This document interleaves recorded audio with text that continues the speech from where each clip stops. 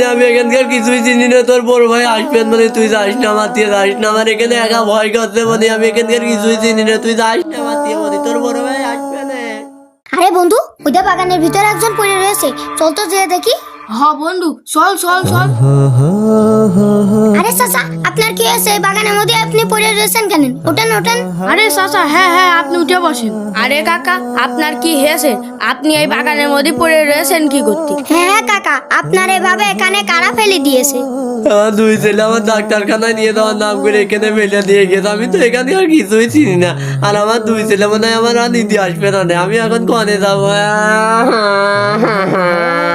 কাকা, আপনি আর কান্নাকাটি করেন না।